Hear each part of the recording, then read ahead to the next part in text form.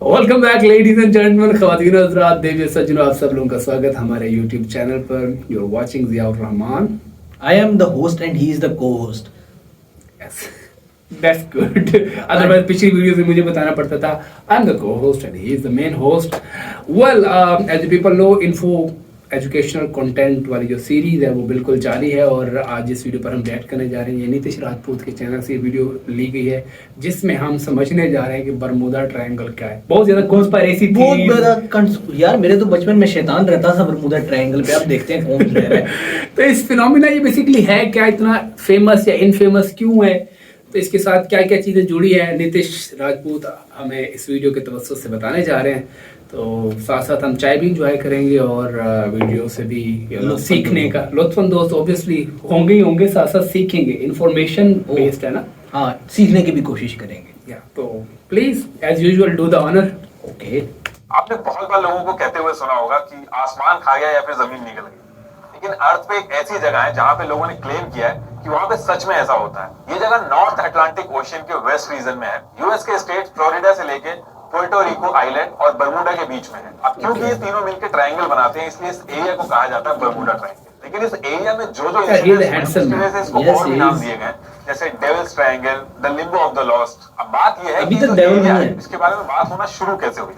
1950 में US media के अंदर इस एरिया के बारे में हल्की हल्की बातचीत शुरू हो रही थी, लेकिन पहली बार इसको बरमूडा ट्रायंगल लोगों ने तब बोलना चालू किया जब विंसेंट गेडी ने एक आर्टिकल पब्लिश किया आर्गोसी मैगजीन में, और उसमें उन्होंने लिखा कि फ्लोरिडा के पास एक एरिया है जो 3 पॉइंट से मिलकर बना है और जहां पे कुछ अजीब सी एक्टिविटीज हो रही हैं। और जब ये आर्टिकल उन्होंने लिखा तो उस आर्टिकल का जो नाम था वो लिखा था द डेडली बरमूडा ट्रायंगल। उसके बाद जब भी इसके बारे में बात हुई तो इसको लोगों ने बरमूडा ट्रायंगल ही बोला और तब से लेके आज तक इसको बरमूडा ट्रायंगल ही बोला जाता है। ये जो बरमूडा ट्रायंगल का एरिया था, इसमें सबसे बड़ी दिक्कत ये थी कि जैसे इस एरिया में जाओ तो कभी रेडियो ना चले, कभी कंपास खराब हो जाए, इलेक्ट्रॉनिक डिवाइसेस जो थी उनकी जो रीडिंग थी वो फ्लक्चुएट करने लगती थी, और ये सब तो चल ही रहे थे। इसके साथ साथ आसमान से प्लेन और समुद्र से शिप्स ये भी गायब हो रहे थे, और इनके साथ साथ जो लोग थे वो भी गायब हो रहे थे। और गायब भी इस तरीके से हो रहे थे कि चाहे आदमी हो या फिर शिप, उनका एक छोटा सा टुकड़ा तक नहीं मिल रहा था। अब जब ये सारे इंसिडेंट्स हो रहे थे तो लोगों ने अलग अलग चीजें बोलना चालू कर दी थी। कुछ लोगों ने ये बोला कि इस एरिया में सी मॉन्स्टर है, कुछ का कहना था कि एलियंस का इन्फ्लुएंस है इस एरिया में, कुछ लोगों ने इसको इल्यूमिनाटी की जो कॉन्स्पिरेसी है उससे जोड़ना चालू कर दिया, लेकिन कंफर्म कुछ भी नहीं हो रहा था। अगर आप सर्च करोगे तो आपको पता चलेगा कि ऑल ओवर वर्ल्ड में बरमूडा ट्रायंगल के ऊपर जितनी मूवीज, बुक्स, डॉक्यूमेंट्री बनी है शायद ही किसी और टॉपिक पे बनी। 1888 में एक शिप था जिसका नाम था एलन ऑस्टिन। ये इंग्लैंड से न्यूयॉर्क के लिए निकलता है। 2 से 3 वीक ट्रेवल करने के बाद इस शिप का जो कैप्टन था जिसका नाम ग्रिफिन था, वो एक अनप्लान्ड शॉर्टकट लेता है ताकि जल्दी पहुंच जाए, और ये जो शॉर्टकट था ये बरमूडा ट्रायंगल के पास से गुजरता। लेकिन जैसे ही बरमूडा ट्रायंगल का एरिया आता है, कैप्टन ग्रिफिन को थोड़ी दूर पे एक छोटी सी बोट दिखती है जो बिना किसी पैटर्न के बहुत ही अजीबोगरीब तरीके से इधर से उधर मूव कर रही थी। कैप्टन ने कई बार कोशिश की कम्युनिकेट करने की, लेकिन कोई भी रिस्पॉन्स नहीं आया उस बोट से। शुरू में तो ये लोग डर रहे थे। कुछ टाइम के बाद कैप्टन ने कुछ लोगों को उस बोट में भेजा ये चेक करने के लिए कि ये बोट रिस्पॉन्स क्यों नहीं कर रही है। लेकिन उस बोट पे पहुंचने के बाद हर कोई शॉक्ड हो गया था, क्योंकि वो पूरी की पूरी बोट खाली थी, उस पर कोई भी नहीं था। ना तो कैप्टन था, ना कोई क्रू था, ना ही कोई पैसेंजर था, और सारी चीजें उस बोट की सलामत थी, कोई डैमेज नहीं था। इसके बाद ये लोग मिलकर डिसाइड करते हैं कि जो बोट है इसको अपने साथ न्यूयॉर्क लेके चलते हैं, वहां की जो अथॉरिटी होगी उसको इन्फॉर्म कर देंगे ताकि अगर कोई इलीगल एक्टिविटी वगैरह हो रही है तो उसको ट्रैक करा जा सके। अब जब ये लोग बोट को अपने साथ न्यूयॉर्क की तरफ लेके चलते हैं तो एक बहुत ही भारी तूफान आता है और कुछ देर के लिए जो बोट थी वो गायब हो जाती है। और जैसे ही तूफान शांत होता है दोबारा से बोट दिखती है, लेकिन हर कोई उस बोट को देख के शॉक्ड हो जाता है, क्योंकि जितने भी लोग उस बोट को न्यूयॉर्क लेके जा रहे थे सारे के सारे गायब थे, और जो बोट थी उसको कुछ भी नहीं हुआ था। इसके बाद ये लोग बोट को वहीं पे छोड़ देते हैं और न्यूयॉर्क निकल जाते हैं, और नेक्स्ट डे हर तरफ एक कहानी फैल जाती है। एक और बोट थी जिसका नाम था मैरी सेलेस्ट। इसको 7 नवंबर 1872 न्यूयॉर्क से इटली के लिए निकलना था। कहानियां भी बहुत होती हैं। इस पे भी बहुत सारे लोग थे और बहुत ही खचाखच भरा हुआ था। लेकिन जब ये शिप स्टोरी टेलर भी बहुत अच्छे होते थे उस वक्त के, सेलिंग वाले।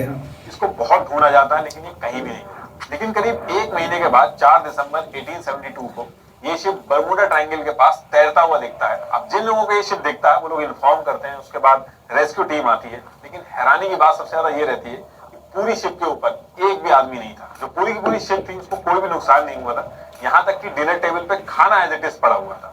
खाने की जो प्लेट्स थी वो एज इट इज पड़ी हुई थी, लेकिन कैप्टन, क्रू और पैसेंजर सब के सब गायब थे। इन लोगों का आज की डेट तक पता नहीं चल पाया कि लोग गए कहां। देखिए, इससे पहले कि आगे बढ़े, एक कमेंट जो हर वीडियो में कहीं ना कहीं दिख जाता है कि हेयर के लिए आप कौन सा प्रोडक्ट यूज करते हैं। अच्छा, ठीक है, आज product स्पेशली वगैरह हेयर तो ठीक है, उससे भी ज्यादा जरूरी चीज है कि आपके हेयर की हेल्थ कैसी है। अगर मैं अपनी बात करूं तो पहले मुझे भी हेयर फॉल की प्रॉब्लम थी। मैंने it's थोड़ा an सा ad. रिसर्च किया तो पता चला कि हेयर फॉल के भी स्टेजेस होते हैं फ्रॉम 1 to 7। अगर आप 1 से 4 की स्टेज में पहुंच गए तो ये ट्रीटेबल है, लेकिन अगर आप आगे पहुंच गए तब थोड़ी दिक्कत है आपके लिए। और उस पर्टिकुलर टाइम Okay, में I मुझे still have ट्राया के time. बारे में पता चला ये आपको ऐसे ही कुछ भी नहीं दे देते। पहले आपको हेयर फॉल के स्टेजेस और कॉज बताते हैं और उसके बाद इनके डॉक्टर्स आपको कस्टमाइज प्रोडक्ट और डाइट रेकमेंड करते हैं। 4 से 5 महीने मैंने इनसे ट्रीटमेंट लिया और इतने कम टाइम में मेरा हेयर फॉल बहुत ही कम हो गया था। और ऐसा नहीं है कि सिर्फ मेरे साथ ही हुआ, ट्राया ने 2 लाख से भी ज्यादा लोगों के हेयर फॉल ट्रीट किए और इनका सक्सेस रेट 93% है। तो इसमें स्टेप्स काफी सिंपल है। स्टेप 1, ट्राया हेल्थ पे जाके फ्री हेयर टेस्ट लीजिए। स्टेप 2, अपना कस्टमाइज्ड 1 मंथ किट खरीदिए। स्टेप 3, दिए हुए फ्री डाइट प्लान और हेयर कोच की मदद से 5 महीने के अंदर रिजल्ट देखिए। Use my code NITISH20 to get 20% off on your purchase. तो टॉपिक पे वापस आते हैं। इसके बाद 5 दिसंबर 1945 को 5 फाइटर प्लेन्स का एक ग्रुप Second नेविगेशन World और ये War. जो कॉम्बैट फाइटिंग होती है इसकी ट्रेनिंग के लिए फ्लोरिडा से निकलता है। ये जो पूरा ग्रुप था इसको नाम दिया गया था फ्लाइट 90। इस पूरे ग्रुप में सारे ट्रेनी थे और एक सीनियर लेफ्टिनेंट था जिसका नाम था चार्ल्स। इनकी ट्रेनिंग का जो रूट था उसमें ये था कि ये फ्लोरिडा से निकलेंगे, उसके बाद चिकन रॉक एक जगह है वहां पे बॉम्ब ड्रॉप करेंगे, उसके बाद ग्रैंड बाहामा पे जाके वापस फ्लोरिडा के बेस पे आ जाएंगे। उस पर्टिकुलर टाइम पे तो मौसम क्लियर था, लेकिन जैसे ही ये लोग निकलते हैं उसके 2 घंटे बाद ही मौसम खराब हो जाता है और इनके लीडर चार्ल्स डिसाइड करते हैं कि ये टास्क पूरा नहीं करेंगे बल्कि वापस लौट जाएंगे। चार्ल्स जो थे वो अपना कंपास निकाल के देखते हैं लेकिन वो खराब था। वो अपना दूसरा कंपास निकाल के देखते हैं क्योंकि वो भी खराब था। ये अपनी टीम से भी कोऑर्डिनेट करते हैं, उन सबके कंपास खराब थे और ग्राउंड की टीम जब इनको ट्रैक करती है तो उनको पता चलता है कि सारा का सारा ग्रुप डायरेक्शन लेस हो गया है। उसके बाद इसको ढूंढने के लिए एक और एयरक्राफ्ट भेजा जाता है और वो भी गायब हो जाता है। जो इसका लास्ट मैसेज था वो ये था कि यहाँ पे 100 फीट की ऊंचाई पे कुछ जलता हुआ दिख रहा है और उसके बाद ये भी गायब हो जाता है। क्रिस्टोफर कोलंबस जो थे उनकी बुक तक में ये चीज लिखी हुई है। जब वो यूरोप से निकल के बर्मुडा ट्रायंगल के पास पहुंचे थे तो उनका जो कंपास था उसने काम करना बंद कर दिया था, वो रास्ता भटक गए थे। कोलंबस जैसे डायरी में जरूर लिखते रहते थे। तो उन्होंने ईयर 1492 में ये लिखा था कि कंपास काम नहीं कर रहा है और यहाँ पे एक कैंडल की तरह रोशनी आसमान से गिर रही है। ब्रूस गर्नॉन एक लौते ऐसे आदमी हैं जो बर्मुडा ट्रायंगल को सरवाइव करके वापस आए। ब्रूस बहामास से फ्लोरिडा रेगुलर ट्रैवल करते थे, उनको करीब 1.5 घंटा लगता था बहामास से फ्लोरिडा ट्रैवल करने में। लेकिन एक बार ये बर्मुडा ट्रायंगल से 10,000 फीट से भी ऊपर प्लेन उड़ा रहे थे। मौसम एकदम क्लियर था, ना तो कोई रेन थी ना कोई ठंडे स्टॉर्म था, लेकिन अचानक से बहुत ही हैवी क्लाउड आ गए और वो काफी देर तक आते ही Recently manifest देखा सीजन, you should watch. इतना ज्यादा अंधेरा हो गया था कि It's all about the plane उसमें नहीं पास and मजे का सीजन. जैसे जैसे ब्रूस आगे बढ़ रहे थे क्लाउड और हैवी होता जा रहा था और प्लेन के जो इंस्ट्रूमेंट्स थे वो काम नहीं कर रहे थे, ना ही कंपास काम कर रहा था और उनको ऐसा लग रहा था कि कोई एक्सटर्नल फोर्स जो है वो प्लेन को कंट्रोल कर रही है। ग्राउंड पे जो टीम थी उनको अचानक से उनकी लोकेशन मिलना भी बंद हो गई, लेकिन वो रुके नहीं। वो कॉन्टिन्यूसली उन घने बादलों में प्लेन चलाते रहे और फिर वो बादल थोड़ी देर बाद हट गए। वो ग्राउंड टीम से कॉन्ट्रैक्ट करते हैं लेकिन हर कोई शॉक था क्योंकि प्लेन सिर्फ 45 मिनट्स में ही फ्लोरिडा पहुंच गया था, जो कि प्रैक्टिकली पॉसिबल ही नहीं है। 250 माइल्स की डिस्टेंस थी, 1.5 घंटे में पूरी होनी चाहिए थी क्योंकि इस मॉडल का जो प्लेन था वो मैक्सिमम स्पीड उसकी 180 माइल्स पर आवर थी। प्रैक्टिकली ऐसा पॉसिबल नहीं था कि 45 मिनट में वो फ्लोरिडा पहुंच जाए। जो उन्होंने फ्यूल चेक किया तो वो भी एज इट इज था, वो भी कम नहीं हुआ था।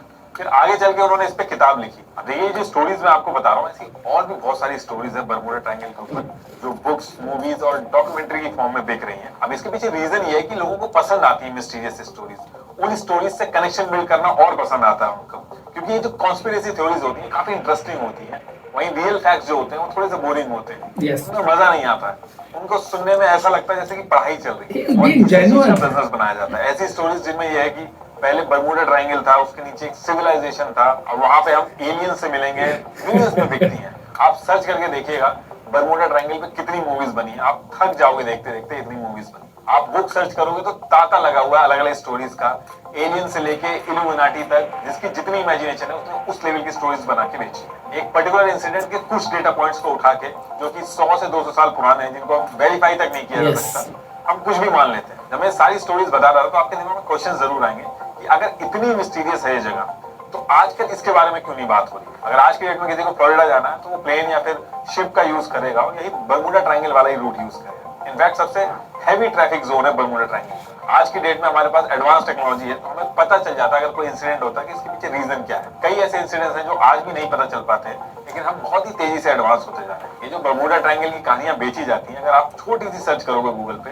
तो बर्मुडा ट्रायंगल का जो एरिया है वो टॉप 10 डेंजरस रीजन तक में नहीं है। इनफैक्ट किसी भी कंट्री ने इतना भी बॉदर नहीं किया कि बर्मुडा ट्रायंगल को मैप तक में मेंशन कर दें। यूएस नेवी तो बर्मुडा ट्रायंगल का जो नाम है इस वर्ड को ही नहीं मानती है। बर्मुडा ट्रायंगल की जो विकिपीडिया डेफिनेशन है वो ये कहती है कि ये एक अर्बन लेजेंड है, मतलब कि एक कहानी है जो बताई जा रही है कि सच है, लेकिन वो सच है नहीं। लॉयड लिस्ट ये एक शिपिंग पब्लिकेशन है जो ऑल ओवर वर्ल्ड के शिप्स है यार उस वक्त के जो बहरी जहाजों पर सफर करते हैं लोग कहानियां बहुत अच्छी कोइन करते थे। इनके हिसाब से ऑल ओवर वर्ल्ड में जितने भी वेसल्स हैं उसमें से 1.8% के साथ कैजुअलिटी होती है किसी न किसी रीजन से।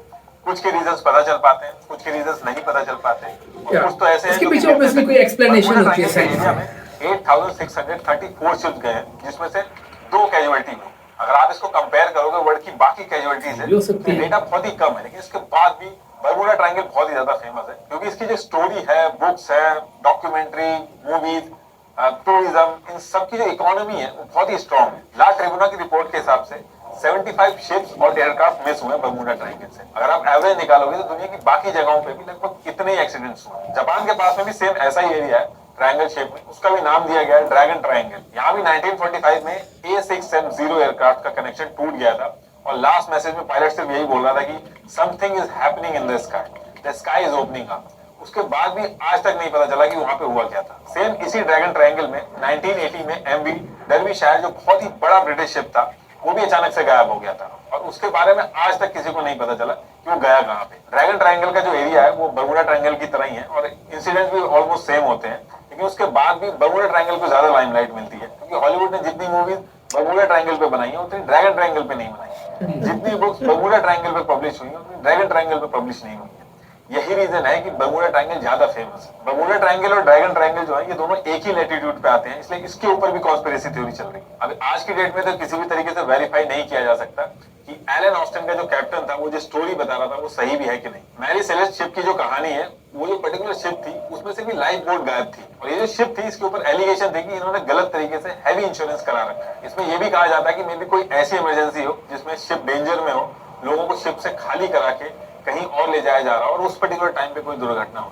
अब एक चीज जो ज्यादातर केसेस में आप सुनोगे कि कंपास खराब हो जाता है। अब देखिए कंपास के अंदर जब भी आप नॉर्थ की डायरेक्शन चेक करते हो तो वो अर्थ के ज्योग्राफिक नॉर्थ से थोड़ा अलग दिखाता है, इसलिए अर्थ के 2 पोल सिस्टम है, एक मैग्नेटिक पोल सिस्टम जो कंपास दिखाता है और दूसरा जियोग्राफिक पोल सिस्टम जो कि अर्थ के एक्सिस ऑफ रोटेशन पर बेस्ड है। जियोग्राफिक नॉर्थ पोल को हम ट्रू नॉर्थ भी कहते हैं, लेकिन अर्थ के ऊपर कुछ जगह ऐसी भी है जहां पे अगर आप कंपास से चेक करोगे तो वो एक्चुअल नॉर्थ पोल दिखाएगा और जिस जगह पे एक्चुअल नॉर्थ दिखता है उसको हम कहते हैं एगोनिक लाइन। वैसे तो ये जो एगोनिक लाइन है ये चेंज होती रहती है, लेकिन बर्मुडा ट्रायंगल पे काफी सालों से इसका सेंटर है, इसलिए इस एरिया में कंपास दिक्कत करता है और गलत डायरेक्शन दिखाता है। फ्लाइट 19 की भी बात करें तो उस केस में भी इन्वेस्टिगेटिंग टीम की जो रिपोर्ट आई थी उसमें भी यही आया था कि एक ह्यूमन एरर है जिसमें कंपास फेलियर की वजह से वो लोग रास्ता भूल गए थे और लास्ट में उनका फ्यूल खत्म हो गया था। लेकिन आज की डेट में मॉडर्न जीपीएस है, रडार है, सोनार है, इसलिए आज की डेट में ये सारी चीजें सुनाई नहीं आती। बर्मुडा ट्रायंगल का जो एरिया है वहाँ पे मीथेन हाइड्रेट की फील्ड भी है, तो जब मीथेन का इरप्शन होता है तो वो पानी से मिलकर बड़े बड़े बबल्स बनाता है जिससे पानी की डेंसिटी कम हो जाती है और नॉर्मली जिस डेंसिटी के हिसाब से साइंस एक्सप्लेन करती है हर चीज, हर फिनोमेना को।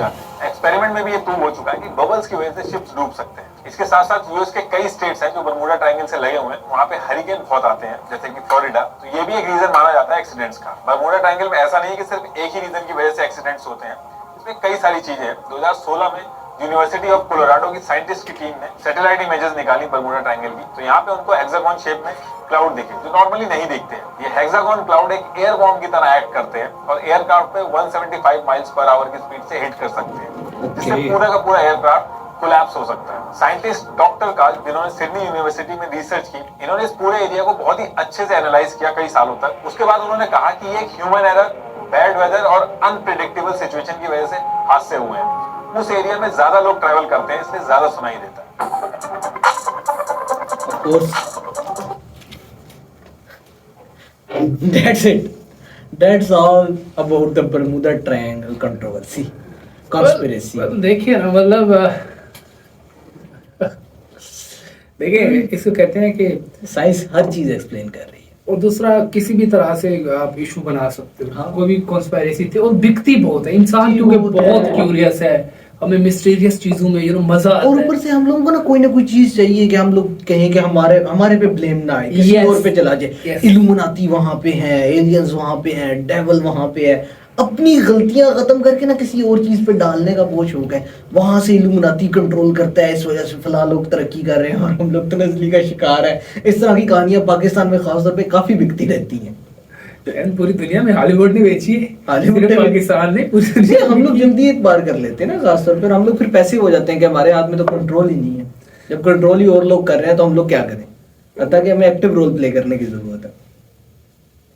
But thanks to creator like Dhruv, Nitesh, और मतलब जो उड़ा के रख रहे हैं चीजों हाँ। की। ऑब्वियसली कोई भी फिनोमेना Perfect based होता है, बात कर रहे हैं। कोई भी फिनोमेना होता है उसकी एक्सप्लेनेशन मौजूद होती है। हाँ, जब तक हमें पता नहीं होता तो हम उसको पता नहीं क्या से क्या बना देते हैं। क्यों? क्योंकि हमारा एक तोहम परस्ती वाला, और हमारे रीजन में तो खासतौर पर ज्यादा ही रहा है हमारा ये जो सब कॉन्टिनेंट रीजन है, इसमें क्योंकि यहाँ दास्तान गोई ना एक कल्चर का हिस्सा रही है। दरबारों में दास्तान गोई, तो इस तरह की दास्तानें कल्चरली भी और जेनेटिकली भी हम सुनना बड़ी पसंद करते हैं।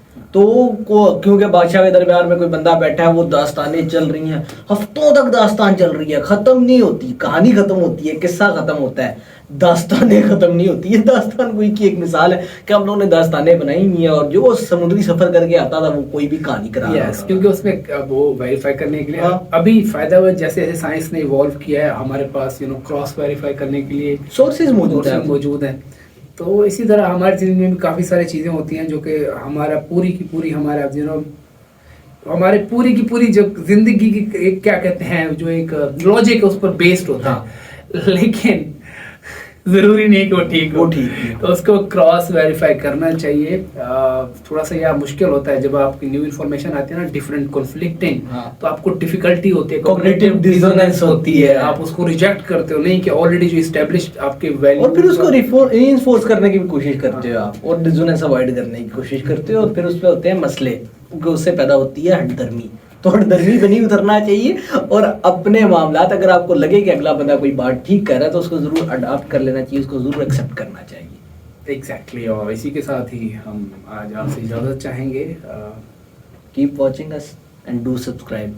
Thank you so much. We are leaving you right now. Peace out. Peace out.